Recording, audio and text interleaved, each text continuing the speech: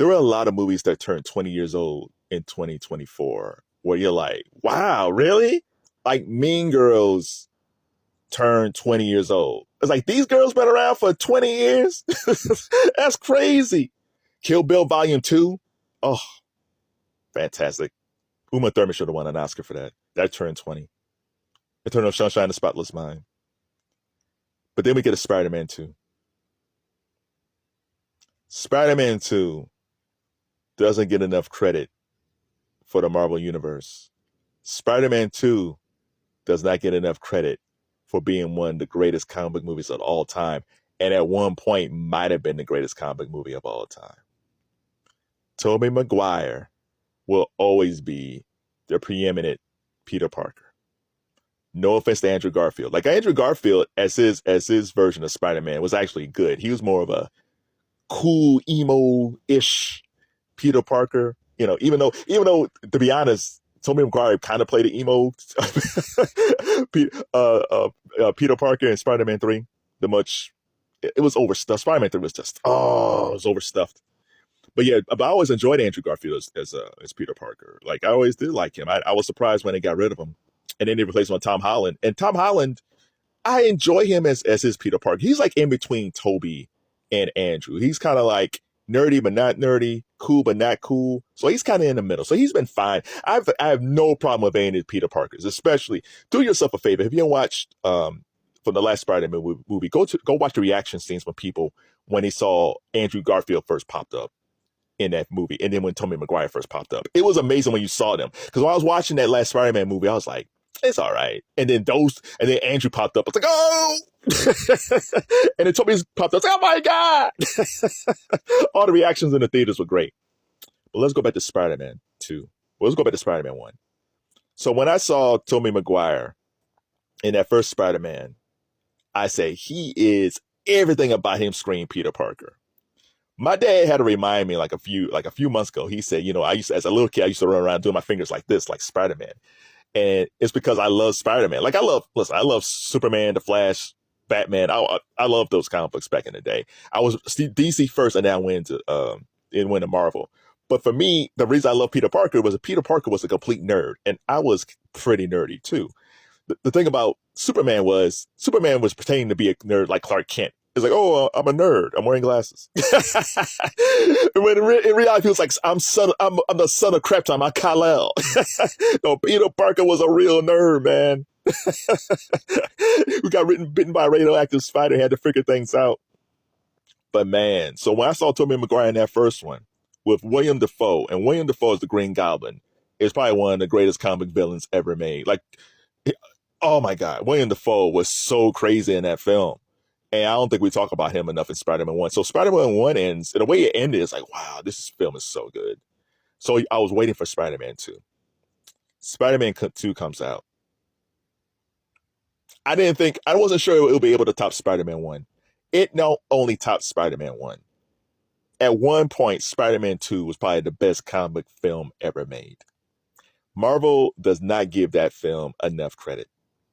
At one point, when I rank like my favorite comic movies of all time, at one point, Superman 2 was number one. Superman 2 was always the preeminent one. It was always number one. Superman 2 with General Zod and all that stuff. That was always the number one comic film of all time. And then we get to the Tim Burton Batman films. And Batman, the first Batman, even especially Batman 2 with Michelle Pfeiffer as Catwoman. It's like, ooh. But still, even with those films, Superman 2 was always number one. Until Spider-Man 2. Spider-Man 2 set the template for everything. The special effects, when you look back at it now, isn't as great as it is now. But for its time period, if you watch that scene of Spider-Man fighting Doc Ock, played by the great Alfred Molina, we're fighting on the building, it's fantastic. Alfred Molina as Dr. Octopus was so underrated. When they talk about the ranking the top comic villains of all time, I don't think he gets enough love at all, because it's like he was so. It's just like when I saw Peter Parker, seen Tobey Maguire playing Peter Parker. Alfred Molina was definitely Dr. Octopus. Like, he was the whole way how they had him as the scientist, and then his technicals his mechanical technicals get attached to him. Oh, that scene was fantastic. James Franco, who we don't see anymore. You know, James had his run-ins during the whole Me Too thing. Back then, like, he was that dude, but the fact that he was Harry Osborn's son, the son of Green Goblin, Peter Parker's best friend, he was good at it because he took over being the Green Goblin. Kirsten Dunst was still really good as Mary Jane. But the special effects in that movie is good. The thing, Tobey Maguire gets, I think when you took a look, like all those actors of his generation, like DiCaprio, because him and DiCaprio are boys.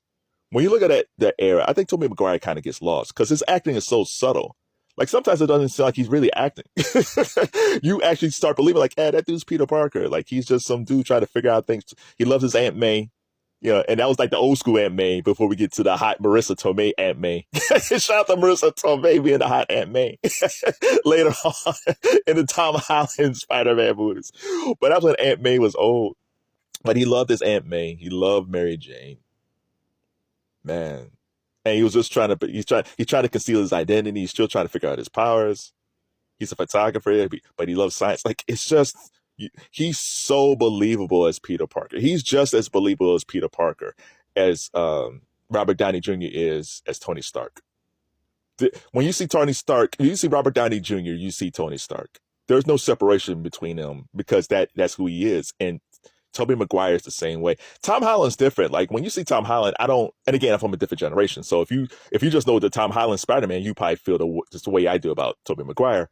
But for me, when I see Tom Holland, I don't see him as Peter Parker when he's doing interviews. Because first of all, he has the British accent in real life. He kind of talks like this. So he has the British accent, right, when he's doing interviews. So there's a separation there. Because he went to Andrew Garfield, I don't see him as Peter Parker when he's doing interviews. I see him as Andrew Garfield.